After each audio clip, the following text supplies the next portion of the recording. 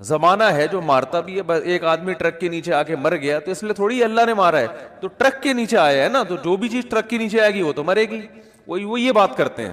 بہت مشکل ہے بھائی. بھائی دیکھو ایگزامینیشن ہال میں اگر آپ بیٹھے ہوئے ہو تو ٹائم ختم ہوتا ہے, آپ کو کمرے سے باہر نکالا جاتا ہے کیونکہ اب امتحان کا ٹائم کیا ہو گیا, ختم. ایک باقاعدہ ارادے کے تحت ایک کام ہوتا ہے نا, تو اس سے پتہ چلتا ہے یہ ایگزامینیشن ہال ہے, بعد میں رزلٹ اناؤنس ہوگا. لیکن آپ بیٹھے ہوئے ایک دم دھماکہ ہوا اور پوری ایگزامینیشن ہال کی دیواریں اڑ گئیں اور آپ دھڑ دھڑ دھڑ جا کے باہر آ کے گرے, تو آپ کہو گے نکالا نہیں گیا, خود بخود نکلے ہیں ہم. کسی ارادے کے تحت نکالا نہیں گیا ہے. یہ تو ویسے ایک اتفاق ہو گیا کہ دھماکہ ہو گیا, چھتی غائب ہو گئی تو ہم نکل گئے, خود ہی میدان ہی بن گیا. یہ تو ملحد یہی دلیل یہی بات کرتا ہے کہ یار یہ کوئی ارادے کے تحت تھوڑی ہمیں دنیا میں نہ لایا جاتا ہے ارادے کے ساتھ اور نہ نکالا جاتا ہے. دنیا میں آنا بھی ایک اتفاقی حادثہ ہے, ایک سائنٹیفک حقیقت ہے, اور دنیا سے نکلنا بھی کیا ہے, ایک سائنٹیفک حقیقت ہے. کوئی جا رہا ہوتا ہے باہر, ٹرک والا آیا کچل کے چلا گیا تو کوئی حساب کتاب نہیں, وہ ٹرک نے کچل دیا تو مر گئے, ختم, اور مر کے مٹی ہو گئے, ختم. اب اس مٹی میں پودے اگاؤ, آپ اس کو کھاد کے طور پہ استعمال کرو, بس. تو یہ بات ہمیشہ سے ملحد لوگ کہا کرتے تھے, ان ہی الا حیاتنا الدنیا, یہ صرف ایک دنیا کی زندگی, اس کے بعد کوئی زندگی دوبارہ نہیں ہے. نموت و نحیا, یہاں اتفاق سے پیدا ہو رہے ہیں اور اتفاق سے ختم ہو رہے ہیں. وما یہلکنا الا الدہر, زمانہ ہمیں مارتا ہے. کوئی کرنٹ سے مر گیا تو اللہ نے تھوڑی مارا ہے, وہ کہتے ہیں یہ تو کہ ایسی والوں کی غفلت ہے. اب بجلی کا تار نکلا ہوا ہے, اس نے انگلی لگا دی تو چپک گئے, اور جو ان کو بچانے کے لیے جاتا ہے تو وہ درمیان والا بچ جاتا ہے, بچانے والا کیا وہ سارا کرنٹ ادھر ٹرانسفر کر دیتا ہے. کہہ رہے پارسل کا خاص انتظام ہے نا. تو یہ زمانہ ہے, یہ کوئی یہ تھوڑی ہو رہا ہے. تو بھائی یہ دیکھنے میں اتفاقی چیزیں ہیں ساری, مگر یہ ارادے کے تحت ہو رہی ہیں. اس پر تو میں بھی بیان نہیں کروں گا کیونکہ پھر میرا وہ سارا بیان ملحدوں کے خلاف ہو جاتا ہے جو ایتھیسٹ ہے نا, تو وہ پھر سارا ٹاپک پورا چینج ہو جائے گا. کہتے ہیں کہ کسی نے, موت کے فرشتے نے اللہ سے پوچھا کہ اللہ تو نے میرے ذمے ایسا کام لگا دیا ہے کہ ساری دنیا مجھے برا بھلا کہے گی. بھائی کچھ فرشتے بارش برسانے والے سب کہتے ہیں ماشاءاللہ بڑا اچھا فرشتہ ہے, کچھ فرشتے جو ہے نا وہ اور اچھے اچھے کام کرتے ہیں. میرا کام کیا ہے, روح نکالنا. تو اللہ میرا تو نے کام ایسا لگایا ہے, یہ ایسی کتابوں میں لکھا ہے, کوئی مستند ہے یا نہیں ہے مجھے نہیں پتا, لیکن اس کا جو مضمون ہے نا وہ بالکل ٹھیک ہے کہ اللہ میرے ذمہ کام ایسا لگا ہے بندوں کو مارنا. تو جب بھی میرا نام آئے گا پبلک کے سامنے, لوگوں کے اچھے جذبات نہیں ہوں گے. موت کا فرشتہ ہے بھائی, ایک دم سن کے غصہ آتا ہے نا, تو ہے کیوں کہتے ہیں نا لوگ, جب بھی آئے گا موت کا فرشتہ تو کوئی دوستی لگانا چاہے گا اس سے. دیکھو یہاں ہمیں پتہ چل جائے یہ فرشتہ ہے جو بادلوں کو دھکیلتا ہے, ہواؤں کو چلاتا ہے. ہمیں پتہ چل جائے کوئی فرشتہ انسانی شکل میں آئے ہوئے, سب اس کو انوائٹ کریں گے, گلے ملیں گے, بھائی بڑا اچھا کام کرتے ہو یار تم. لیکن پتہ چل جائے یہاں موت کا فرشتہ بیٹھا ہوا ہے, تو موت کے فرشتے نے کہا اللہ تو نے میرے ذمہ ایسا کام لگا دیا. تو کہتے ہیں اللہ میاں نے فرمایا کہ دیکھ تیرے ذمہ کام تو لگایا لیکن بلی تیرے اوپر نہیں آئے گی, بلی ٹرک والے پہ آئے گی. ٹھیک ہے, بلی آئے گی KESC والوں پہ, کہ جب بجلی نہیں تھی ایک دم اچانک چھوڑ دی, ٹھیک ہے نا, اور اپنے ہی بندے ان کے گر رہے ہوتے ہیں زیادہ تر. جو بجلی کا کام کرنے اوپر چڑھا ہوا ہوتا ہے نا زیادہ تر بیچارہ وہی گر رہا ہوتا ہے. تو جو اپنے ملازمین کو نہ بچا سکے میرے بھائی, وہ تمہیں کہاں سے بچائیں گے. تو اللہ نے فرمایا کہ اس طریقے سے لوگوں کو موت دوں گا, کوئی نہ کوئی اس کا ظاہری سبب ہوگا, وہ سبب ہوگا, لوگ اس سبب کی طرف نسبت کریں گے. یہ کرونا سے مرا ہے, لوگ یہ تھوڑی دیکھیں کہ کرونا لانے والا کون ہے, اللہ ہے. اللہ کو اختیارات ہیں, وہ آج ایک بیماری ختم ہوئی ہے کل دوسری لے آئے, پرسوں تیسری لے. آپ ویکسین بناتے رہو, کس نے منع کیا ہے آپ کو؟ آپ وہ کرو جو آپ کر سکتے ہو, اللہ وہ کرے گا جو وہ کر سکتا ہے. اور کن کن حادثات سے بچو گے, زلزلے آ جائیں گے, زلزلے کی کوئی ویکسین ہے؟ زلزلے کی تو کوئی ویکسین نہیں ہے بھائی, جب کوئی دیوار گرے گی تو مرو گے. اور جو اتنے ترقی یافتہ کنٹریز ہیں زلزلوں سے نہیں بچا سکتے اپنے آپ کو. وہ زلزلہ پروف عمارتیں بنا دی جو جھولتی رہتی ہیں, لیکن وہ بھی ایک حد تک, اس سے زیادہ تیز جھٹکا آیا تو وہ بھی گرے گی. دیکھو نا چند سال پہلے جاپان میں کیسا زلزلہ آیا, چائنا میں زلزلہ آیا چند سال پہلے, پوری کہتے ہیں ایک بستی غائب ہو گئی. تو نہیں روک سکتے حادثات سے, ہاں اپنی طرف سے جو حفاظت کر سکتے ہو بس وہ کرو. تو اللہ فرماتے ہیں کہ قیامت کے دن یہ جو ہے نا ایسا نہیں ہے کہ تم یہ سمجھتے ہو کہ سب خود بخود ہو رہا ہے. ایک ایک چیز کا. مالی ھذل کتابی لا یغادر صغیرۃ ولا کبیرۃ الا احصاها. قرآن کہتا ہے جب تم اپنا اعمال نامہ دیکھو گے نا تو یہ نہیں کہو گے کہ یہ اس نے میری زندگی کا اس نے جو ہے نا صحیح رزلٹ اناؤنس کیا ہے. بالکل صحیح. دیکھو آپ نے اگر امتحان میں اچھا پرچہ نہیں کیا ہوتا تو جو آپ کو توقع ہوتی ہے اسی کے حساب سے جب نمبر مل جائیں تو آپ کو تعجب نہیں ہوتا. آپ کو تو یار مجھے لگ رہا تھا کہ 60-65 کے درمیان ہی میرے نمبر آئیں گے, تو باقی 63 نمبر ہیں تو بالکل صحیح نمبر ہیں, گھپلا نہیں ہوا. تبھی اپنی رپورٹ کو دیکھ کے تعجب نہیں ہوتا. تو قرآن کہہ رہا ہے کہ جب تم اپنی رپورٹ دیکھو گے, وہاں رزلٹ دیکھو گے تو تمہیں تعجب ہوگا. تعجب اس کا نہیں ہوگا کہ اس میں دھاندلی ہوئی ہے, نہ نہ نہ نہ, تعجب اس پہ ہوگا کہ ہم تو یہ سمجھ رہے تھے کہ موٹی موٹی چیزیں ہماری نوٹ کی جا رہی ہیں. ایسا اعمال نامہ جس میں ایک ایک چیز لا یغادر صغیرۃ ولا کبیرۃ, میری زندگی کا کوئی ایک گوشہ جو میں نے چھپ کے معمولی سی نیکی کی ہو یا چھپ کے معمولی سا گناہ کیا ہو, اس کتاب میں وہ بھی مس نہیں ہوا ہے. یہ کیسا اللہ نے انتظام کیا ہوا تھا کہ ایک ایک حرف ایک ایک چیز نوٹ کی جا رہی تھی. مالی ھذل کتاب, ایسا رزلٹ تو ہم نے آج تک کسی کا نہیں دیکھا. انسان تعجب کرے گا کہ بھائی میں تو سمجھ رہا تھا کہ میں آزاد ہوں, یہاں تو ایسی گرفت ہے, اتنی گرفت ہے کہ ان وہ کیا ہے, فتکن فی صخرۃ او فی السماوات او فی الارض یأتی بہ اللہ. ایک رائی کے دانے کے برابر نیکی یا گناہ اگر کیا ہے نا, اندھیروں میں خفیہ چٹانوں کے اندر بیٹھ کر اللہ اس کو بھی کھینچ کے نکال کے لے آئے گا. ایسا انتظام ہے. دیکھو کافر کہتا ہے بالکل بھی انتظام نہیں ہے. اللہ کہتا ہے ایک ایک چیز نوٹ کی جا رہی ہے. ما یلفظ من قول الا لدیہ رقیب عتید. کیا الفاظ ہیں قرآن کے. قرآن کہتا ہے تم جو زبان سے الفاظ پھینکتے ہو نا, لفظ یلفظ کا معنی ہوتا ہے عربی میں پھینکنا. یہ وہ والا پھینکنا نہیں جو ہم کو پھینکو کہتے ہیں. یہ جو الفاظ ہم زبان سے نکالتے ہیں تو یہ نکل کے ہوا میں تحلیل ہو رہے ہیں نا. تو قرآن کہہ رہے جو کچھ زبان سے نکل کے ہوا میں جا رہا ہے یہ غائب نہیں ہو رہا. لدینا رقیب, ایک رقیب. رقیب کسے کہتے ہیں؟ نگرانی کرنے والا. جیسے کوئی خفیہ ایجنسی کا آدمی دیکھ رہا ہو, ٹریس کر رہا ہو بندہ جا کہاں رہا ہے. یہ سی آئی ڈی والے چیک کر رہے ہوتے ہیں نا چور کو. بھائی سی آئی ڈی والوں نے کسی بندے کو پکڑنا ہے اور بندہ بڑا پاورفل ہے تو پہلے ریکی ہوتی ہے, یہ بندہ صبح نکلتا کہاں سے جاتا, ایک ایک چیز نوٹ کی جاتی ہے اس کی. تو رقیب اس کو کہتے ہیں. رقیب جو ہر وقت تمہارے مراقبے میں ہے. آپ نے دیکھا ہوگا نا مراقبہ سینٹر کھلے ہوئے ہیں, اس میں بیٹھے ہوتے ہیں بس ٹنڈوں کی طرح یوں کر کے نا غور کر رہے ہوتے ہیں, وہ پتہ نہیں کیا کر رہے ہوتے ہیں. تو اسی طرح بیٹھا ہوا ہے فرشتہ. اللہ فرماتے ہیں رقیب عتید کا معنی بڑا ڈھیٹ ہے. وہ کیا ہے؟ وہ ڈھیٹ, چھوڑے گا نہیں, وہ چھوڑے گا نہیں. وہ ایسا ہے کہ بس وہ سرکش ٹائپ کا ہے, وہ نہیں سنتا کسی کی. تو ایک لفظ بھی ایسا نہیں ہے جو تمہاری زبان سے نکلے اور اسے کیچ کرنے کے لیے اللہ نے فرشتہ متعین نہ کیا. وہ بھی ہمارے ساتھ پیدا ہوتے ہی پھلترو کی طرح چپک گیا ہے ہمارے ساتھ, وہ نظر نہیں آ رہا ہمیں.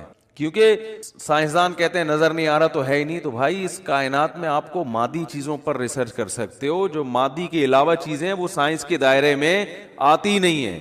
اللہ نے فرشتوں کو روشنی سے بنایا ہے, نور سے بنایا ہے. روشنی تھوڑی ٹریس ہو سکتی ہے. اگر روشنی سے کی ماہیت کو چینج کر دیا جائے, اسے کچھ بنا دیا جائے, پھر تھوڑی پتہ چلے گا انسان کو. تو وہ روشنی نور کے بنے ہوئے فرشتے ہیں. اللہ فرماتے ہیں ایسے ڈھیٹ اور ایسے رقیب ہیں کہ تمہاری زبان سے ایک حرف بھی نہیں نکلتا جس کو وہ محفوظ نہ کر رہے ہوں. وہ سیو ہو رہا ہے سب کچھ.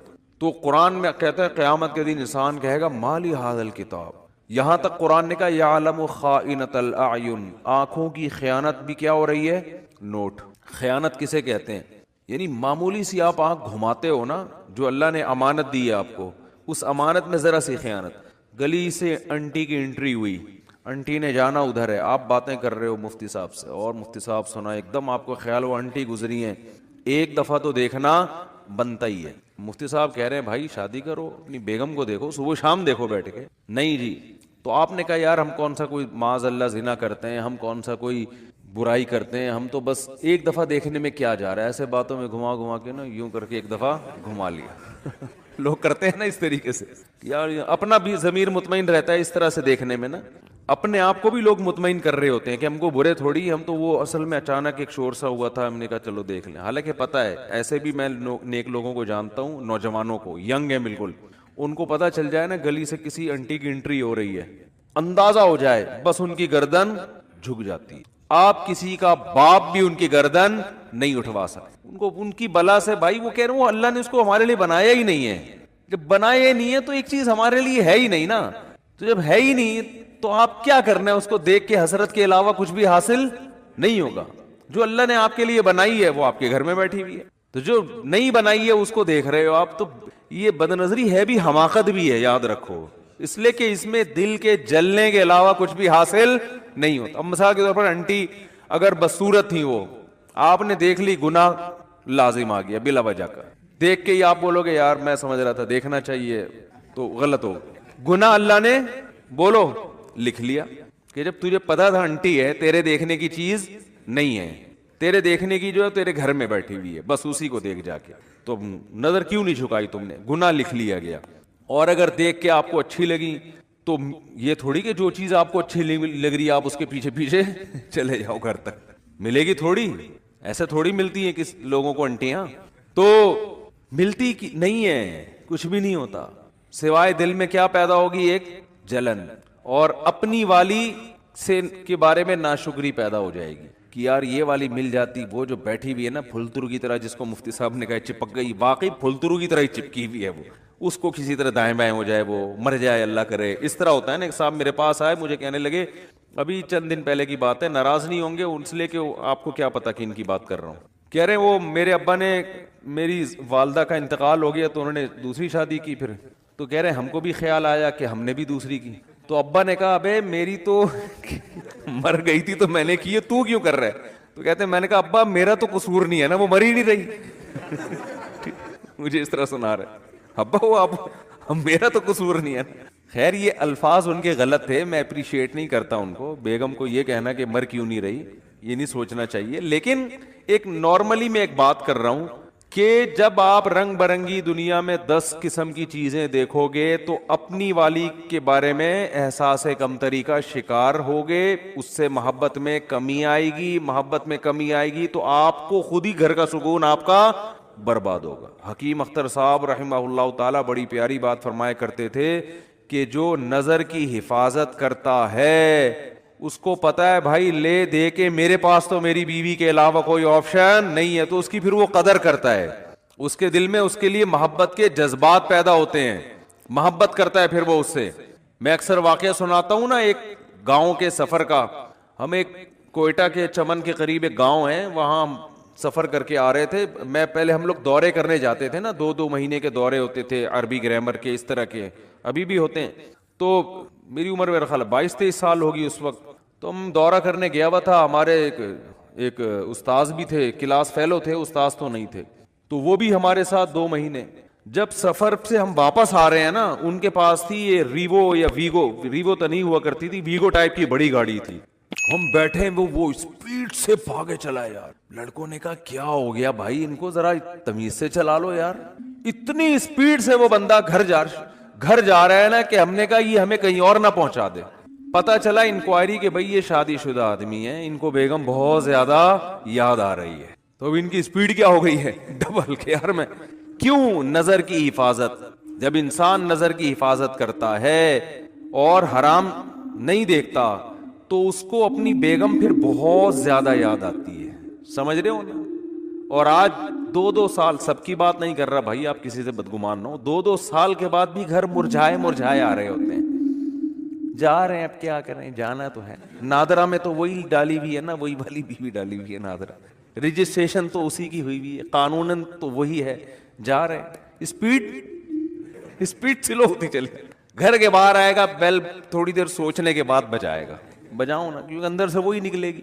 آپ نے دفتروں میں اتنی دیکھ لی ہیں حسینائیں لیلائیں, اتنی عورتوں سے گپ شپ, فون پہ بات, اور کیا کچھ رنگینیاں دنیا میں دیکھ لی آپ نے.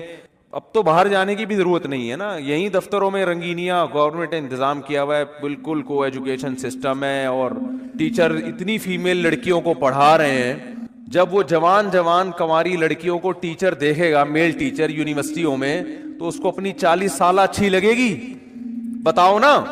وہ تو صبح شام اب 20 لڑکیاں بیٹھی ہوئی ہیں, 20 میں کوئی تو ایسی ہوگی نا جو ایک بہت زیادہ اس کے من کو بھا جائے, صحیح ہے نا, بہت زیادہ بھا جائے, کوئی تو ہوگی نا. وہی ایک اس کے دل میں فاسد برے خیالات لانے کے لیے اور بیوی کی محبت نکالنے کے لیے وہ ایک بھی کافی. میں شریف آدمیوں کی بات کر رہا ہوں جو صرف یعنی کوئی دوستیاں نہیں لگاتے, اور اگر ان میں دوستیاں لگانے والے بھی ہو گئے, جو کہ زیادہ تر لوگ پھر تعلقات بھی رکھتے ہیں, دوستیاں لگانے والے بھی ہو گئے, پھر تو گھر کا بیڑا غرق ہو رہا ہے. یونیورسٹیوں میں گرل فرینڈ بوائے فرینڈ کا سسٹم آپ دیکھو, دوستیاں بھی لگا رہے ہیں, باتیں بھی کر رہے ہیں, وہ بھی ہنس کے باتیں, یہاں سے بھی ہنس کے باتیں. بیگم تھوڑی 24 گھنٹے اس طرح سے ہنس کے بات کرے گی بھائی, وہ اب تو ایک ریئل لائف میں آپ داخل ہو چکے ہیں نا. ریئل لائف تو ایسی تھوڑی ہوتی ہر وقت کی یوں بیٹھ کے مسکرا کے تھک گئے یار, اب بیگم ادھر جا کے سو مجھے یار انہیں تو, ٹھیک ہے نا, ہر وقت تھوڑی ہوتی ہے. تو ریئل لائف میں نہیں ہوتا. لیکن وہ گرل فرینڈ ہے, اس کو آپ بیلنس ڈال کے دے رہے ہو, وہ آپ کی شاگرد ہے, آپ پروفیسر ہو, وہ آپ کی پرسنالٹی سے متاثر ہے, آپ اس کے حسن و جمال سے متاثر. تو ان چیزوں نے ہمارے گھروں کا سکون برباد. اور ان چیزوں پہ جب میں بات کرتا ہوں سب سے زیادہ مخالفت خواتین کرتی ہیں, حالانکہ آپ کے حقوق کی بات کر رہے ہیں. خواتین کہتی ہیں یہ مولوی لوگ چاہتے ہیں عورتوں کو پردوں میں جھونپڑیوں میں بند کر دیا جائے, ان پہ اتنے بڑے بڑے لفافے ڈال دیے جائیں, ان کے اوپر رضائیاں کمبل ڈال کے ان کو چھپا دیا جائے, تو ہم تو آزاد ہیں. تو ٹھیک ہے آپ آزاد ہو جاؤ, لیکن جب آپ کی شادی ہوگی نا تو پھر میاں بھی آزاد ہوگا. پھر میاں بھی کیا ہوگا؟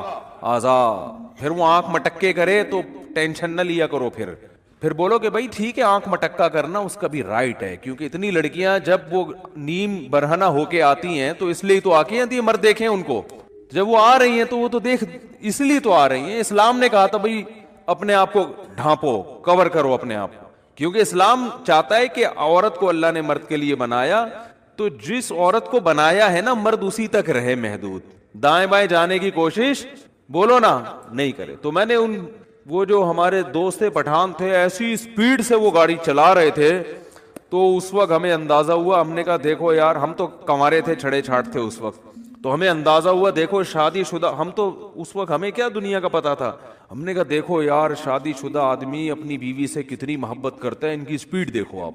اچھا ہم تو گھر جا رہے تھے اپنے, ہم بھی جا رہے تھے, تو ہماری تو چونکہ شادی نہیں ہوئی تھی, ہماری سپیڈ نارمل تھی, ہم نارمل سپیڈ سے جا رہے تھے, اور اگر نہیں بھی جاتے تو بھی کوئی ٹینشن نہیں تھی. ہم کہتے چلو 2 مہینے کا ایک اور دورہ کرا لو یار, 2 مہینے ہو گئے, ایک اور 2 مہینے کا رک جاتے ہم.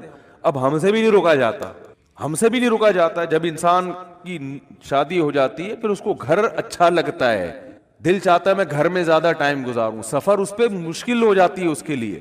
لیکن اگر آپ عیاشی کرو گے میرے بھائی, آپ آنکھ مٹکوں میں زیادہ دل لگاؤ گے, تو پھر گھر آپ کو ٹینشن لگنے لگے گا. محبت ہوگی مگر اتنی نہیں جتنی ہونی چاہیے. تو اس میں خواتین ہی کا فائدہ ہے کہ مرد کو نظر جھکانے کا اور عورت کو اپنے آپ کو چھپانے کا حکم دیا. عورت کو حکم ہے اپنے آپ کو چھپائے, مرد کو حکم ہے اپنی نظروں کو جھکائے. تو اس میں عورت کا فائدہ ہے, اور اگر اس کے برعکس چلیں گے تو مردوں کا فائدہ ہے, دنیاوی عیاشی بڑھے گی, مرد کو رنگیاں رلیاں دیکھنے کو نظر آئیں گی, اس کی موج مستیاں ہیں, وہ نہ بیوی سے دل لگائے گا, اور باہر بھی 10 لڑکیوں سے تعلقات بدل کے دوستیاں لگائے گا. وہ ابھی کسی نے ایک کلپ بھیجا, چھوڑو پھر وہ ادھر ہی بات چلی جائے گی. تو اللہ نے کیا فرمایا, یعلم خائنۃ الاعین, آنکھوں کی خیانت کو بھی وہ جانتا ہے, نوٹ کر رہا ہے. تو آپ نے ذرا سا نظر اٹھائے نا انٹی کو دیکھنے کے لیے, تو بس اللہ نے کیا کر لیا, فرشتوں کا اس کو نوٹ کر لو, یہ لکھو, یہ اس کا حساب بولو دینا پڑے گا کہ یہ آنکھیں اللہ نے دی تھی, ان کو غلط استعمال کیوں کیا. ہاں اگر توبہ کر لیا آپ نے, اس لیے کہہ رہا ہوں کتنے لوگ پتہ نہیں کتنی انٹیاں دیکھ کے آئے ہوئے ہوں گے, اللہ معاف فرمائے. صحیح ہے, باپ کو یار وہ تو لکھ لیا, تو توبہ کا دروازہ بھی کھلا ہوا ہے. جیسے برائی لکھی جاتی ہے نیکی بھی لکھی جاتی ہے. آپ نے بیٹھے بیٹھے ارادہ کر لیا, یہیں بیٹھے بیٹھے اللہ اب ہو گیا, آئندہ نہیں کروں گا, جتنا پچھلا ہوا معاف کر دے, یہیں بیٹھے ہوئے آپ کے دل کے ان خیالات کو نوٹ کیا جا رہا ہے. تو میں وہ حدیث کمپلیٹ کر کے بس بیان ختم کرتا ہوں. تو رسول اللہ صلی اللہ علیہ وسلم نے ارشاد فرمایا کہ جب قیامت کے دن جنتی جنت میں اور اہل جہنم جہنم میں چلے جائیں گے، اس سے پہلے تو نفسا نفسی کا عالم ہوگا نا، بس میں کسی طرح چلا جاؤں. جب چلے گئے نا جنت میں تو اب سکون مل گیا. دائیں ہاتھ میں اعمال نامہ سرٹیفکیٹ آ گیا تو فوراً اپنے رشتے داروں کی طرف بھاگے گا جن کو تھوڑی دیر پہلے کہہ رہا تھا میرے قریب مت آؤ. تو اللہ فرماتے ہیں جیسے ہی اعمال نامہ دائیں ہاتھ میں آئے گا، ہا اقرؤ کتابیا، ارے ابا کہاں ہیں، اماں کہاں ہیں، بیوی کہاں ہیں، بچے کہاں ہیں، میرا اعمال نامہ پڑھو، میرا اعمال نامہ دیکھو. دکھائے گا سب کو لا لا کے. انی ظننت انی ملاق حسابیا، مجھے یقین تھا کہ ایک دن میرا اعمال نامہ مجھے ملنے والا ہے، اسی یقین کی بیس پر تو میں عمل کرتا تھا. آج دیکھو اللہ نے میرا اعمال مجھے دکھا دیے. فہو فی عیشۃ راضیہ، اللہ فرماتے ہیں ایسی زندگی میں ہوگا کہ زندگی اس سے خوش ہوگی. یہ بھی قرآن کی عجیب بلاغت ہے. بھائی ہونا تو یہ چاہیے ایسی زندگی ہم اس کو دیں گے کہ یہ اپنی زندگی سے خوش ہوگا، لیکن قرآن کہہ رہے یہ نہیں، ایسی زندگی ہم اس کو دیں گے کہ زندگی اس سے خوش ہوگی. یہ بلاغت ہے، مبالغہ ہے. جیسے کہتے ہیں نا فلاں کی تو زندگی اس پہ مہربان ہو گئی ہے، لوگ کہتے ہیں نا یار فلاں کی تو تقدیر اس پہ عاشق ہو گئی ہے، جو سوچتا ہے زندگی اس کو وہ دے دیتی ہے. تو اللہ فرماتے ہیں ایسی زندگی کہ یہ تو چھوڑ دے کہ وہ زندگی سے خوش ہوگا نہیں ہوگا، زندگی اس پہ مہربان ہوگی، ایسی پیاری زندگی ملے گی. تو جب یہ ہو جائے گا وہ جنت میں چلے جائیں گے. تو جنت میں شروع میں تو اپنا ہی حساب کتاب حوریں اور یہ انار کے باغات اور یہ سیب کے باغات اور یہ نہریں اور یہ انہی میں. تھوڑے دن کے بعد اس کو خیال آئے گا یار وہ ہمارے ساتھ انڈا موڑے پہ چائے پیا کرتا تھا ایک بندہ، وسیم نام تھا اس کا، آج کل مارکیٹ میں شارٹ ہے، وہ کہاں گئے. پھر آہستہ آہستہ نا اپنے ریلیٹو یاد آئیں گے. فل ان دا بلینکس تو کر دیا کرو. وہاں جا کے بھی جنت میں بول رہے ہوں گے کیا بولنا تھا ہم نے آگے.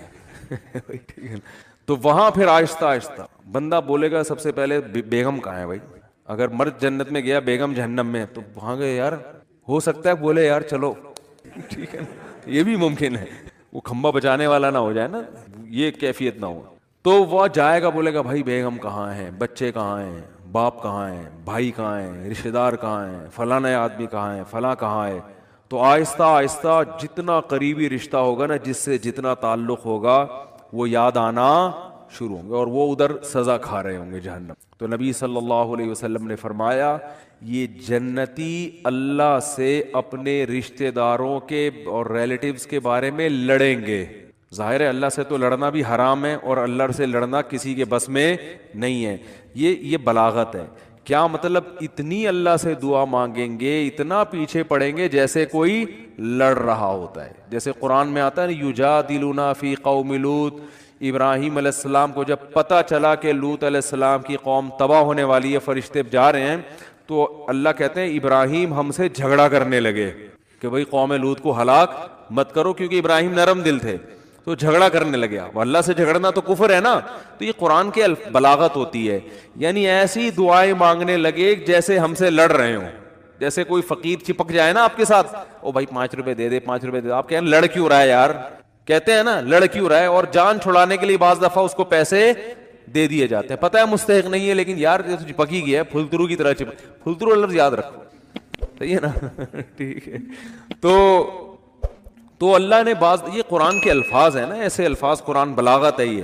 تو حدیث میں آتا ہے کہ اللہ سے جھگڑا کرنا شروع کر دیں گے، یعنی اتنا زیادہ مانگیں گے گویا کہ جھگڑ. یاد آئیں گے یار ہمارا دوست تھا وہ جہنم میں آگ میں، تو اللہ تعالیٰ ان کے لیے، ہاں وہ جو اصل میں حدیث سنا رہا تھا نا، یہ تو اتنی لمبی تمہید ہو گئی، وہ کہیں گے اللہ سے جا کے اے اللہ بہت سے ایسے ہمارے دوست احباب رشتہ دار تھے یصلون معنا ویصومون معنا، جو ہمارے ساتھ نمازیں پڑھا کرتے تھے، رمضان کے روزے رکھا کرتے تھے، مگر آج وہ ہمیں جنت میں نظر نہیں آ رہے. اس سے کیا پتہ چلتا ہے؟ وہ بھی یہ بتائیں گے کہ وہ مسلم تھے، کیونکہ یہ کافر کے بارے میں تھوڑی خیال آئے گا ان کو. ہائے ہائے کیسے سمجھائیں یار. یہ کافروں کے بہو، کافر کا تو پتہ ہے کہ دنیا میں اللہ نے مغفرت پہ پابندی لگائی ہوئی ہے، تو آخرت میں کہاں سے ہوگی. کافر کا تو دیکھ رہے ہیں اللہ ابراہیم علیہ السلام اپنے باپ کو نہیں بخشوا سکیں گے، تو ہم کون سا ابراہیم علیہ السلام سے آگے نکل گئے کیا؟ تو یہ اپنے مسلم ریلیٹیوز کے بارے میں، تو ان کا اسلام ثابت کرنے کے لیے اللہ کے سامنے حوالہ کیا دیں گے؟ اے اللہ وہ نماز بھی پابندی سے پڑھا رکھ کرتے تھے، رمضان کے روزے بھی رکھتے تھے، مسلم ہیں، لیکن آج ہمیں نظر نہیں آ رہے، گناہ اور گناہ تھے، زنا تھے، چوری تھی، کچھ بھی تھا۔ اس سے اندازہ لگاؤ وہاں بھی ان کو اپنے ریلیٹیوز کا مسلمان ہونا ثابت کرنے کے لیے شناختی کارڈ نہیں دکھائیں گے وہ کہ اللہ یہ دیکھو نادرس میں لکھا ہوا تھا انہوں نے اسلام، وہاں بھی اللہ ثبوت مانگے گا، اسلام کا ثبوت کیا تمہارے پاس؟ تو ثبوت پیش کریں گے، اللہ تو جانتا ہے، تو اعمال نامہ نکال کے دیکھ لے، نمازوں میں ہمارے ساتھ کھڑے ہوتے تھے، رمضان کے روزوں میں ہمارے ساتھ ہوتے تھے، روزے نہیں چھوڑتے تھے رمضان کے، اور نہ نماز چھوڑتے تھے، کیونکہ اسلام کا رکن ہے نا یہ۔ تو پھر اللہ حدیث میں آتا ہے حد بندی کرے گا، اچھا تو ایسا کرو جیسے حد بندی ہوتی ہے نا، گورنمنٹ جیسے بعض موقعوں پہ جیل کے قیدیوں کو چھوڑتی ہے، تو انتہائی سنگین نوعیت کے مجرموں کو رکھا جاتا ہے، اس سے کم درجے کے مجرموں کو چھوڑ دیا جاتا ہے، اور کچھ کو تخفیف کر دی جاتی ہے کہ بھئی ٹھیک ہے سزا تو تھی 14 سال، لیکن سفارش کی وجہ سے وہ کیا کی جا رہی ہے؟ 7 سال کی جا رہی۔ تو اللہ حد بندی کریں گے، کیونکہ کچھ ایسے نمازی ہوں گے چھوٹے موٹے گناہ تھے، کچھ چھوٹے تو گناہ کی وجہ پہ جہنم میں نہیں جاتا، یعنی کبیرہ جو دوسروں کی نسبت چھوٹے تھے، ایک آدھ دفعہ کبیرہ گناہ ہوا، توبہ نہیں کی، مر گئے، تو اللہ کہیں گے چلو ان کی سزا تو بنتی تھی، مگر میں تمہاری سفارش کی وجہ سے ان کو جہنم کی آگ سے نکال رہا ہوں۔ تو حدیث میں آتا ہے وہ نکال لیں گے، جنتی آرام سے بیٹھ جائیں گے، بھائی چلو نکل گئے، بھائی وسیم بھائی بھی آ گئے، وسیم بھائی بھی جنت میں بھی ہوں گے، ایسا نہیں ہو کہ وسیم کو آپ بولیں گے۔ تو میں جن وسیم کی بات کر رہا ہوں ان میں سے کوئی بھی میرا بیان اس وقت نہیں سن رہا، تو جنتی نکالنے کے بعد پھر کہیں گے، پھر تھوڑا عرصہ گزر جائے گا، پھر خیال ہے گا بھائی وہ تو اپنا دوست تھا یار، اس کو بھی تو نکالنا ہے بھائی۔ پھر حدیث میں آتا ہے نبی صلی اللہ علیہ وسلم فرماتے ہیں اللہ سے آ کے سفارش کریں گے، پھر حدیث کے ظاہری الفاظ یہی ہیں، اللہ سے کیا کہیں گے؟ ہمارے ساتھ نماز پڑھا کرتے تھے اور ہمارے ساتھ روزہ رکھا کرتے۔ تو بے نمازی کا تو تذکرہ آ ہی نہیں رہا کہ جنت میں جائے گا، سمجھ میں آ رہی ہے بات؟ بے نمازی کا تو کہیں تذکرہ ہی نہیں آ رہا کہ بھئی اپنا اسلام تو ثابت کرو۔ تو حدیث میں آتا ہے کہ پھر اللہ تعالیٰ اور پھر حد بندی کریں گے، اور پھر کہیں گے چلو بھائی بے نمازی کا بھی آئے گا، بالکل اینڈ میں آئے گا وہ، یعنی یہ بھی یاد رکھیں گے اپنے نمازیوں کو کہ اللہ وہ تو مسلمان تھے، ان کی گواہی دیتے ہیں اسلام کی۔ بالآخر یہ نکالتے نکالتے ختم۔ پھر نبی صلی اللہ علیہ وسلم نے فرمایا کہ نبی صلی اللہ علیہ وسلم سفارش کریں گے، کیونکہ آپ کے تو ریلیٹیو محدود ہیں نا، کسی کے 10 ہیں، کسی کے 15 ہیں، سب نکل گئے بھائی، اس سے کہیں اس میں نہ آئے کہ چلو ہمارے فلاں نے ہم کو نکال دیں گے، لیکن جائیں گے بھی تو سزا بھی تو کھائیں گے بھائی، وہ تھوڑے دن کی تھوڑی ہے، وہ تو تھوڑی سزا بھی بہت ہے۔ تو سفارش تو ہوگی، شفاعت بھی ہوگی، یقینا برحق ہے، اہل سنت والجماعت کا عقیدہ ہے کہ شفاعت ہوگی۔ جہنم میں جس کو جتنی سزا اس کی بنتی ہوگی نا، کافر کے علاوہ کسی کو بھی پوری سزا ملے گی نہیں۔ جیسے دنیا کا قانون ہوتا ہے نا، اتنے سال قید با مشقت، وہ ریٹرن میں کچھ اور ہوتا ہے، پریکٹیکلی کچھ اور ہوتا ہے۔ تو ریٹرن میں تو اللہ کے ہاں لکھا ہوا ہے کہ زانی اتنے سال جہنم میں جلے گا، قاتل اتنے سال جہنم میں جلے گا، فلاں اتنے سال، لیکن یہ ریٹرن میں اصل سزا وہی ہے، لیکن پریکٹیکلی کیا ہوگا کہ سفارشوں کی بیس پہ سزائیں کم ہوتی چلی جائیں گی، بھئی اس کے اتنے سال تھے اتنے کم ہو گئے، اتنے سال تھے اتنے کم ہو گئے۔ تو نبی صلی اللہ علیہ وسلم نے فرمایا، یہ بھی حدیث میں کمپلیٹ کر دیتا ہوں، اگرچہ یہ موضوع کا حصہ جتنا تھا وہ میں نے بیان کر دیا، لیکن بڑی دلچسپ حدیث ہے۔ آپ صلی اللہ علیہ وسلم نے فرمایا پھر نبی کا رشتہ امتیوں سے کس کا ہے؟ امتی ہونے کا۔ آپ صلی اللہ علیہ وسلم پھر اپنی امت کو نکالیں گے، وہ بھی اللہ حد بندی کرے گا کہ اتنے اس لیول کے لوگوں کو جن کے گناہ اس نوعیت کے تھے ان کو آپ کی سفارش سے نکالا جائے گا، یہاں تک کہ آپ صلی اللہ علیہ وسلم نے فرمایا کہ میں بھی سفارش ختم کر دوں گا، جتنے لوگوں کو نکالنا تھا۔ تو اللہ کہے گا کہ کوئی ہے مزید سفارش کرنے والا؟ آواز آئے گی بھئی اب کوئی بھی نہیں ہے۔ اللہ کیا پیارے الفاظ ہیں یار حدیث کے۔ اللہ فرمائیں گے هل يبقى الا الرحمن، جو رحمان ہے سب سے زیادہ رحم کرنے والا وہ تو ابھی باقی ہے۔ یعنی تمہیں اگر ترس آ رہا ہے، کوئی تمہارا ماموں ہے، کوئی تمہارا چاچا ہے، کوئی تمہارا باپ ہے، تم ان رشتوں کی بیس پر، اور نبی ترس کھا رہے ہیں کہ میری امت ہے، تو اللہ فرمائیں گے میں تو رحمان ہوں اور یہ میری مخلوق ہے، میں تو رحمان ہوں نا, تو رحمان کیسے چھوڑ دے گا؟ وہ نہیں کہ وہ اپنی مرضی سے نہیں نکالے گا. تو نبی صلی اللہ علیہ وسلم نے فرمایا کہ اللہ تعالیٰ اعلان کریں گے کہ جس نے آدم سے لے کے آخری انسان جو قیامت تک آئے گا نا, کوئی بھی ایسا انسان جس نے کبھی کوئی نیکی نہ کی ہو, کچھ بھی اس کے اعمال میں خیر, صرف میری توحید پر ایمان رکھتا تھا, وہ صرف میری مانتا تھا میرا کوئی خدا ہے اور کیا ہے, اکیلا, بس اتنا اقرار کیا ہو زبان سے, صرف دل میں مانتا تو فرعون بھی تھا, فرعون بھی مانتا تھا کہ ایک خدا ہے, زبان سے اقرار کیا ہو پوری زندگی میں ایک دفعہ. من کان فی قلبہ مثقال حبۃ من خردل من ایمان, ایمان کا ایک معمولی سا رائے کی دانے کے برابر ذرہ بھی ہو اور اس ذرے کی وجہ سے کبھی زندگی میں خیر نہ کی ہو, ساری زندگی اس کی بدعمالیوں سے بھری ہوئی ہے لیکن ایک نیکی ہے, تو اس کو بھی نکال کے لے آؤ. تو حدیث میں آتا اتنے خلقت نکلے گی نا, بڑے بڑے دنیا میں بدماش پیدا ہوئے ہیں بھائی, ساری زندگی قتل و غارت میں گزری, ساری زندگی برائیوں میں گزری. ہاں, اور یہ بھی آتا ہے حدیث میں کہ یہ اللہ اس وقت کریں گے یہ کام, ایک تو اللہ کہیں گے حل یبقى الا الرحمن, کہ رحمان باقی ہے.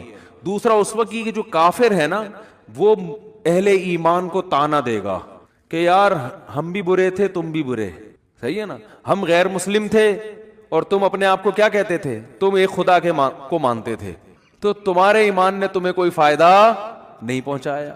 ہمیں تم دنیا میں کہتے تھے اسلام قبول کرو, ایمان لے کر آؤ, تو بھائی انجام تو تمہارا بھی وہی ہے جو ہمارا ہے. تو قرآن حدیث میں آتا ہے اللہ تعالیٰ اس وقت جس کے دل میں بھی رائی کے دانے کے برابر بھی ایمان ہوگا نا, اللہ کہے گا میں اپنے ماننے والوں کو نہ ماننے والوں کے ساتھ نہیں رکھ سکتا. یہ غیرت کا مسئلہ ہے. تبھی لوگ کہتے ہیں نا غیر مسلم اتنے نیک اچھے اچھے اعمال کر رہے ہوتے ہیں, وہ جہنم میں کیوں جائیں گے؟ او بھائی غیرت کا مسئلہ ہوتا ہے. آپ کی فرض کرو 2 بیویاں ہیں, ایک بہت خدمت گزار ہے لیکن وہ کہتی ہے کہ بھائی میں آپ کی بیوی بھی ہوں, اور وہ جو فلاں جو ہے نا سبکتگین, ایسا نام نہ لو کہ وسیم ستار کو غصہ آ جائے نا, کوئی بہت مشکل سا نام کوئی بتاؤ, سبکتگین بھی نام ہوتا ہے نا کیونکہ غیرت والا مثال ہے, سبکتگین نہیں بھائی, رخش کچھ بھی بتا لو یار ہیں, ابے کوئی ایسا مشکل سا نام بتاؤ دنیا میں کسی کا ہوتا ہی نہیں ہے, ABCD, صحیح ہے نا. وہ آپ کی 2 بیویاں تھیں, ایک اکڑ والی مانتی نہیں ہے بات کو, چائے کا بولو نہیں پکا کے لائے گی, آپ بولو بھائی کھانا پکاؤ نہیں پکائے گی, ہر وقت بس زبانی بد کلامی. لیکن جب اس سے پوچھا آپ کے میاں کون ہے, بھائی یہ میرے میاں ہے بس, ٹھیک ہے میں نہیں مانتی, ان کی ایک نہیں مانتی, لیکن ہے یہ میرے میاں, مجھے ماننا چاہیے ان کی, مجھے ان کا احترام کرنا چاہیے, لیکن مجھ سے ہوتا نہیں ہے, کچھ اوپر سے فالٹ چلا آ رہا ہے, ہمارے خاندانی مسئلہ ہے, یہ آپس کی بات ہے ہماری, لیکن ہے بھائی میرا میاں, اس کے علاوہ میں کسی اور سے محبت نہیں کر سکتا. میاں والی جو محبت ہے وہ اسی سے ہوگی. دوسری بڑی فرما بردار ہے, او بھائی جب چائے کا بولا بٹن دباؤ چائے آ رہی, ایئر ہوسٹس والے اخلاق رکھے ہوئے, اس نے ٹریننگ وہاں سے لی ہوئی ہے, اس کی والدہ نہیں سکھائے اس کو یہ آداب تمیز, لیکن وہ آفس میں بھی آپ کے کسی دوست سے بھی اس کے سلام دعا بہت اچھی ہنس ہنس کے بات کرتی ہے. آپ جب کہتے ہیں بیگم مجھے بڑی غیرت آتی ہے, تو کہتے ہیں کیا ہو گیا, براڈ مائنڈڈ بنو, اگر تم سے میں محبت کر سکتی ہوں تو میرا پرانا بوائے فرینڈ ہے وہ, مجھے اس سے بھی وہی عشق ہے جو تم سے, بلکہ اسے تھوڑا زیادہ ہے, اتفاق سے شادی تم سے ہو گئی میری, چاہتی تو میں تھی وہاں ہو لیکن اب ہو گئی ہے, مجبوری میں گزارا کر رہی ہوں, نادرا میں سرٹیفکیٹ بن گیا, پھر دوبارہ سے 4-5 ہزار روپے کا خرچہ آئے گا, وہیں رہنے دو, کاغذ میں رہنے دو, لیکن ویسے مجھے محبت اس سے ہے, رکھو گے غیرت اگر ہوگی تو ہے. بولا کہ بھائی وہ جو ہے نا جو ایک ذرا بھی خدمت نہیں کرتی, کم از کم مجھے اطمینان ہے کہ صرف کس کو مانتی ہے, شوہر مجھے مانتی, اور یہ تو اتنی وفادار ہے نا, تو وفادار تو میں گھر میں کوئی ماسی لا کے رکھ لوں گا, بٹن دباؤ اس سے زیادہ کام کرے گی. ماسیاں زیادہ کام کر لیتی ہیں نا. کیا ہو گیا بھائی, ماسی کو تو پوچھا لگانے کا بولو پوچھا لگائے گی, بیگم کو بولو پوچھا لگانے تو کہے گی میں کیا پوچھا لگانے کے لیے آئی ہوئی یہاں پہ, اس لیے مجھ سے شادی کی تھی پوچھے لگوانے کے لیے, وہ تانا دے گی آ کے, ماسی تھوڑی تانا دے گی. تو بیوی کی ڈیفینیشن میں سب سے پہلے یہ کہ وہ آپ کے علاوہ کسی اور کو شوہر نہ مانتی ہو, باقی محبت کرے کسی سے, ابا سے باپ والی, بھائیوں سے بھائی والی, لیکن جو شوہر سے جس طرح کی محبت کی جاتی ہے, عشق کیا جاتا ہے, وہ صرف میاں ہی ہے. تو جیسے میرے بھائی مرد اس معاملے میں شرکت برداشت نہیں کرتا, اگر غیرت ہوگی تو اللہ بھی کہتا ہے بھائی تم کتنے بڑے سائنسدان ہو, تم کتنے بڑے فنٹر ہو, تم نے ساری انسانیت کی خدمت کر کر کے ان کے پیٹ بھرے, اگر میرے ساتھ کسی اور کو بھی خدا مانتے ہو تو ان نیکیوں کا بدلہ پھر اسی سے جا کے لو. میں تو آج جو میرے اپنے تھے ان کو اپنے غیروں سے ممتاز اور جدا کروں گا, چاہے غیر کتنے بظاہر اچھے ہوں اور میرے اپنے کتنے نالائق کیوں نہ ہوں. اس لیے ایمان اور توحید سے بڑی کوئی نعمت نہیں ہے. مسلمان کتنا ہی گناہگار ہو, اس کائنات کو جو چلانے والا, بنانے والا, جنت جہنم پیدا کرنے والا, اس کو مانتا ہے کہ اللہ ہوں میں تیرا, بے شک نالائق ہوں, بے شک نافرمان ہوں. تبھی یاد رکھو اپنے ایمان پہ سمجھوتا نہ کرو. جو لوگ یورپ جاتے ہیں, امریکہ جاتے ہیں, میں ان سے خاص طور پہ کہتا ہوں یار تم اگر یاشی میں لگ بھی رہے ہو, خدا کے بندو اپنے آپ کو مسلم تو کہا کرو کم از کم.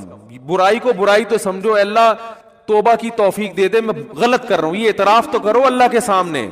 جیسے ایک نالائق باپ, نالائق اولاد اپنے باپ کے سامنے اعتراف تو کرتی ہے یار ہم ابا کے حقوق ادا نہیں کر سکے. کتنے لوگ ہیں والدین جب دنیا سے جاتے ہیں اولاد رو رہی ہوتی ہے یار ابا کی ہم خدمت نہیں کر سکے, یار اب کوئی تلافی ہو سکتی ہے. تو نالائق اولاد تھی نا, لیکن ابا کو ابا تو مانا نا اس نے.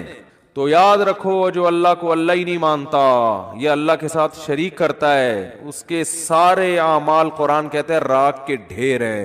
جیسے پھونک لگاؤ سارے اعمال اڑ گئے, پورا پہاڑ اڑ جائے گا نا پھونک, دیکھنے میں بہت ہے. اللہ فرماتے ہیں ایسا ہی ہوگا. تو نبی صلی اللہ علیہ وسلم نے فرمایا سب سے جو رائی کے دانے کے برابر بھی توحید کا قائل تھا نا, اس کو بھی اللہ نکال لے گا. تو اس لیے جہنم میں صرف وہی رہے گا جو مشرک ہے, جو کفر پہ مرا, جو قرآن کا, اللہ کے رسولوں کا انکار کرتا ہے. اس کے علاوہ جو بھی ایمان کی حالت میں جائے گا بالآخر ایک نہ ایک دن وہ نکلے گا. تو اس لیے میرے بھائی جو میں اصل حدیث سنا رہا تھا کہ جہاں بھی ایمان اور اسلام کی بات آئی ہے قرآن و سنت میں, وہاں نماز لازمی ساتھ میں چپکی ہوئی ہے. تو اس لیے آپ کو نماز تو پڑھنی ہی پڑھنی ہے, اس میں تو نو کا آپشن ہے ہی نہیں. یہ ثابت کرنے کے لیے ہم کیا ہیں, مسلم ہیں, مرد کو بھی عورت کو بھی. اور یہ صرف بر صغیر میں ہے, اتنی ملیشیا میں ہم نے دیکھا وہاں مسجدیں بھری ہوتی ہیں, سب نماز پڑھتے ہیں, خواتین بھی پڑھتی ہیں ساری, اسکارف لٹکے ہوئے ہوتے ہیں وہاں, بے شک وہ اس کا جاب کر رہی ہے, ہوٹل میں کچھ بھی کر رہی ہے, نماز کے ٹائم پہ عورت بھی آئے گی مسجد میں, اسکارف پہنے گی, پھر وہیں اسکارف نکال کے بھی چلی جاتی ہیں. ٹھیک ہے نا, جیسے ہمارے ٹوپیاں رکھی ہوئی ہوتی ہیں نا ایسے. افغانستان میں سب نماز پڑھتے ہیں, سعودی عرب میں سب نماز پڑھتے ہیں, دبئی میں عرب کے کیسے کیسے عیاش ہیں, نماز کے ٹائم پہ سارے ایسے لگے گا جیسے ان سے بڑا نیک دنیا میں کوئی ہے ہی نہیں. بادشاہ نماز پڑھتے ہیں, وزیر نماز پڑھتے ہیں. ہمارے ہاں ایک بہت بڑی لعنت ہے کہ ہوگا مسلمان اور اپنے آپ کو مسلمان بھی کہتا ہے, نماز کے وقت میں غائب. تو اس لیے امام احمد ابن حنبل جو بہت بڑے مجتہد ہیں, ان کا یہ فتویٰ ہے کہ ایک نماز بھی جو جان بوجھ کر چھوڑ دے گا اسلام سے خارج ہو جائے گا. اگرچہ جمہور کا یہ فتویٰ ہے کہ خارج نہیں ہوتا, کفر کے قریب ہو جاتا ہے وہ, لیکن امام احمد بن حنبل کی کوئی کم حیثیت تو نہیں ہے. سعودی عرب میں انہی کو فالو کیا جاتا ہے. شیخ بن باز, شیخ صالح العثیمین سعودیہ کے مفتی اعظم رہے ہیں, ان کا فتویٰ اب تک چلا یہی آ رہا ہے کہ ایک آدمی اگر فجر کی نماز کے لیے الارم نہیں لگاتا, اس نے صبح 8 بجے آفس جانا ہے, رات کو سویا صبح 8 بجے کا الارم لگا کے, تو یعنی اس نے پکا ارادہ کیا ہوا ہے کہ میں نے فجر میں نہیں اٹھ رہا. ایک تو ہوتا ہے نا آنکھ کھلی نہیں, ارادہ تو تھا نہیں کھلی آنکھ, پکا ارادہ کیا ہوا ہے. انہوں نے کہا یہ اسی وقت مرتد ہو جائے گا, کیونکہ اس نے پکا ارادہ کر لیا ہے نماز کے قضا کرنے کا, پکا ارادہ. وہ یہاں تک ان کا فتویٰ ہے کہ مرتد ہو جائے گا اس کو اگر توبہ نہیں کرتا اور توبہ کا اعلان نہیں کرتا باقاعدہ, تو اس کو مسلمانوں کے قبرستان میں دفن کرنا بھی جائز بولو نہیں ہے, اس کا نکاح بھی ٹوٹ گیا. اگرچہ جمہور اس کو نہیں مانتے, لیکن امام احمد بن حنبل کی بھی تو ایک بڑی ویلیو ہے نا, اور عبداللہ بن مسعود کی بھی کم ویلیو نہیں ہے. وہ فرماتے ہیں ہم نبی کے دور میں کسی بھی جرم کو یہ نہیں سمجھتے تھے کہ انسان کافر ہو جاتا ہے, نماز کو ہم یہ سمجھتے تھے کہ کوئی چھوڑ دے تو اسلام سے خارج ہو جاتا. تو اس لیے عرب میں شراب پینے والا بھی نماز پڑھتا ہے, کیونکہ مسلمان میں بہرحال کچھ بھی ہو اسلام کا نام اپنے آپ سے ہٹانا پسند نہیں کرتا. اور آج ہم نے دیکھا ہے مسجدوں کے 7 گھر ہیں, نماز کے لیے نہیں آ رہے, اور سفر میں تو نمازیوں کو دیکھا ہے نمازیں چھوڑتے ہوئے. ذرا آج کل پیپر ہے تو یہ چھوڑ دو نماز. بھائی پیپر میں نماز چھوڑنا کہاں سے جائز ہو گیا؟ جاب میں باس کی طرف سے اجازت نہیں ہے آپ چھپ کے نماز پڑھیں, آپ کہیں کرسیوں کے پیچھے چھپ جائیں, کہیں بھی کریں. میں تو یہاں تک میں نے لوگوں کو مشورہ دیا, بعض جو غیر مسلم کنٹریز میں لوگ وہ کر رہے ہیں نا, جاب کر رہے ہیں باس کی طرف سے بعض جگہوں میں, ورنہ وہاں پرمیشن ہوتی ہے, اجازت نہیں ہے, تو میں ان سے کہتا ہوں بھائی کہیں بھی چھپ کے چلے جاؤ, کچھ بھی کرو, اگر نہیں پرمیشن ملتی چھپ کے بھی نہیں پڑھ سکتے تو جاب چھوڑ دو. بس جاب کیا کرو, چھوڑ دو. جاب نہیں, پھر جاب جائز نہیں آپ کے لیے. فرض نماز تو پڑھنی پڑے گی, آپ جاب ہی نہیں کر سکتے. آپ کہیں بھی جاؤ, کہتے ہیں کہاں جا کے, میں بھائی واش روم میں پڑھ لو, واش روم میں پڑھ لو. واش روم کا مطلب یہ نہیں کہ وہ فلش کے اوپر, وہ تو جگہ کا پاک ہونا ضروری ہے نا. انتہائی آخری درجہ یہ, کوئی مصلی رکھو اپنے ساتھ تاکہ جگہ پاک ہو. یہ ایسا نہیں کہ واش روم میں نماز پڑھنا شروع کر دیں, حرام ہے, ناجائز ہے واش روم میں نماز پڑھنا. لیکن اگر کوئی صورت نہیں بنتی, کچھ بھی نہیں ہے, جائے نماز لے جاؤ بھائی, چھپ کے جہاں نہاتے ہیں نا جس جگہ پہ, اس جگہ مصلی بچھا کے نماز پڑھ لو. ٹرینوں میں نماز نہیں چھوڑ سکتے آپ. میں تو کوئی زیادہ نیک آدمی نہیں ہوں, لیکن ایک دو واقعات میں لوگوں کو صرف موٹیویٹ کرنے کے لیے. ایک دفعہ ہم بھاولپور سے چڑھے ٹرین میں. جب میں ٹرین میں چڑھا ہوں بھاولپور سے, تو فجر کی نماز کا ٹائم ہو رہا تھا, اور رش اتنا تھا. حاجیوں کی اس وقت فلائٹیں بہت جا رہی تھی, کراچی سے ہی جاتی تھیں, ملتان ایئرپورٹ نہیں بنا تھا اس وقت. تو اتنا رش تھا کہ جیسے ہی ہم ٹرین میں چڑھے ہیں تو اب پتہ چل گیا کہ بس ایسے بالکل سیدھے, جگہ ہی نہیں, رش اتنا زیادہ. اب فجر کی نماز وضو میں نے پہلے کر لیا تھا احتیاطاً, تو اب وہاں میں نے کہا بھائی نماز پڑھنی ہے. لوگوں نے کہا یہاں جگہ نظر آ رہی ہے, صوفی صاحب. لوگ پھر تانے دینا شروع کر دیا, بھائی صوفی تو نظر نہیں آ رہا ہے, یہاں کوئی نماز پڑھے گا, پاگل ہو رہا ہے.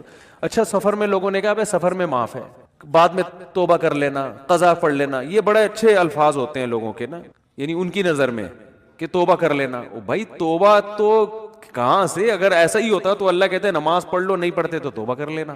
پڑھنی ہے, قضا نہیں کرنی ہے. ان الصلاۃ کانت علی المؤمنین کتابا موقوتا.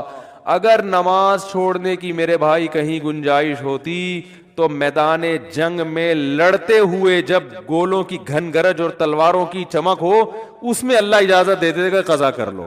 وہاں اجازت نہیں دی ہے. اللہ نے فرمایا نہیں کوئی صورت بنتی, سواری پہ بیٹھو, گھوڑے کا جہاں رخ ہے اسی طرف رخ کر کے نماز پڑھو. وہاں اجازت نہیں دی. اور آگے اللہ نے اس کی وجہ بیان کی ہے کہ میں اس لیے کہہ رہا ہوں یہاں پڑھنی ہے کہ نماز صرف پڑھنے کا حکم نہیں ہے. ان الصلاۃ کانت علی المؤمنین کتابا موقوتا. نماز مومنین پر مقررہ اوقات میں فرض ہے. یہ اس لیے جواب دیا کہ آپ کہہ سکتے تھے اللہ جب جنگ ختم ہو جائے گی پھر پڑھ لیں گے نا آرام سے, خشوع و خضوع کے ساتھ. ابھی جنگ ہو رہی ہے, اللہ ابھی کیا ضرورت, جب جنگ ختم ہو جائے قضا پڑھ لیں گے بعد میں, ٹائم گزر جائے گا, پھر بہت ڈبل سجدہ کریں گے, ہم بہت لمبے لمبے قیام کریں گے. اللہ فرماتے ہیں نماز مقررہ اوقات میں فرض ہے, وہ ٹائم گزر جائے گا اگر جنگ ختم ہونے کا انتظار کرو گے.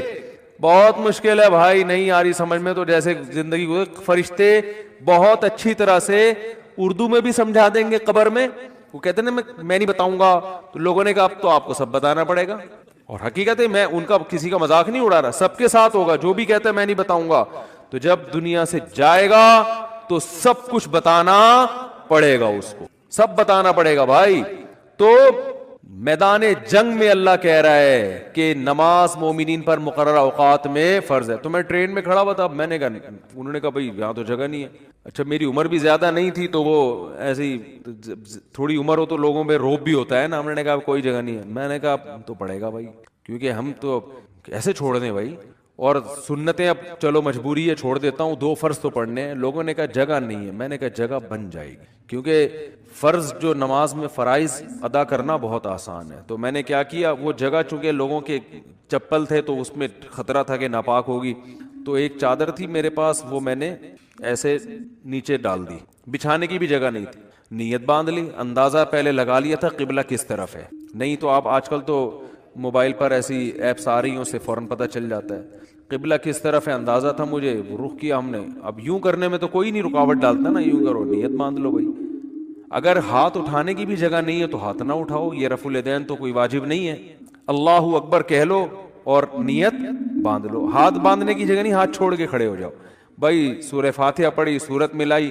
رکوع میں جب آپ گھسیں رکوع کریں گے تو میں سوچتا تھا W11 کتنی بھی بھری ہوئی ہو, کنڈکٹر جب ایک دروازے سے چڑھ کے دوسرے دروازے پہ کرایہ لے کے نکل سکتا ہے, تو ہم اتنے رش میں صرف ایک رکوع کی جگہ ہمیں کیوں نہیں بن سکتا؟ تو رکوع ہم نے کیا، جھکنا ہے نا رکوع میں، بس جھک جاؤ، بس لوگ خود بخود سائڈ پہ ہو جاتے ہیں بھائی. اس کے بعد آپ جب سجدہ کرو تو سجدہ نام ہے، ویسے تو پراپر سجدہ کرنا چاہیے، جگہ نہیں ہے تو بھائی ماتھا کسی طرح زمین پہ ٹکانا ہے، آپ ماتھا زمین پہ ٹکا دیا جا کے. تو 2 رکعت تمیز سے الحمدللہ پڑھ لی، کھڑا ہو گیا میں. پھر لوگوں نے کہا یار یہ، میں نے کہا ہو گئی، بس 2 فرض پڑھنے تھے، ہو گئے، ایسی کی تیسی، جو مرضی کرنا ہے، جو اکھاڑنا ہے اکھاڑ لو. صحیح ہے نا؟ کیونکہ تمہیں تو خود چاہیے جگہ دو نا. اور بعض دفعہ لوگوں کو شرم آ رہی ہوتی ہے، ہم سب کے سامنے نماز پڑھیں گے، لوگ بولیں گے تو بہت بڑا صوفی ہے. تو یاد رکھو شرم ان کمبختوں کو آنی چاہیے جو نہیں پڑھ رہے، ان کمبختوں کو آنی چاہیے. بھائی تم بھی تو ایمان کے دعوے دار ہو، اگر تم یہ کہتے ہو کہ ہم اسلام کو نہیں مانتے تو پھر پورا اسلام سے رشتہ ختم کرو. پھر آپ وصیت میں لکھو کہ مجھے عیسائیوں کے قبرستان میں دفن کرنا ہے، مجھے ہندوؤں کے میری چتا کو آگ لگائی جائے. ٹھیک ہے نا؟ یہ لکھ کے جاؤ. جو نماز نہیں پڑھتا لکھے کہ بھائی میں چونکہ نماز نہیں پڑھتا اور میں مانتا ہوں یہ ٹائم ویسٹنگ ہے اور یہ کیا مولویوں نے نماز رکھا ہوا ہے، تو لکھو کہ میری چتا کو، ایک ہندو ابھی مسلمان ہوا ہے تو میں نے، وہ مجھے کہہ رہے تھے کہ میں لائیو سب کے سامنے کلمہ پڑھوں گا نا، تو میں نے کہا چلو ہمارے بیان میں آپ کو لائیو ہم لے لیں گے. بیان سنتے تھے، اللہ کا شکر ہے وہاں انڈیا میں ان کو ایمان کی توفیق ملی. تو ہندو ہونے کے باوجود میرے بیان بڑے شوق سے سن رہے تھے، کہہ رہے ہیں سنتے سنتے میرا دل کیا کہ میں مسلمان ہو جاؤں، اللہ تعالیٰ قائم رکھے. تو میں نے کہا لوگوں کو موٹیویشن ملے گی، تو انہوں نے کہا میں سب کے سامنے. پھر مجھے خیال آیا بھائی اتوار میں تو ٹائم ابھی ہے، زندگی کا کوئی بھروسہ نہیں ہے. میں نے کہا اگر آپ اس سے پہلے مر گئے، انہوں نے کہا بات تو ٹھیک ہے. میں نے کہا پھر فون پہ ہی کلمہ پڑھو. تو انہوں نے کلمہ تو پڑھ لیا، ماشاءاللہ مسلمان ہو گئے، بیان بھی سن رہے ہیں. لیکن انہوں نے کہا میرے لیے سب سے بڑی آزمائش یہ ہے کہ ہندوؤں میں جب ماں کا انتقال ہوتا ہے تو بڑا بھائی ہے جو چتا کو سب سے پہلے آگ لگاتا ہے. میں سب سے بڑا ہوں اور میری ماں کی طبیعت بہت خراب ہے، بظاہر ایسا ہی لگتا ہے کہ وہ دنیا سے جانے والی. تو میں نے تو ان کو سمجھایا اپنی ماں کو مسلمان کر لو، کہہ رہے وہ نہیں ہوگی.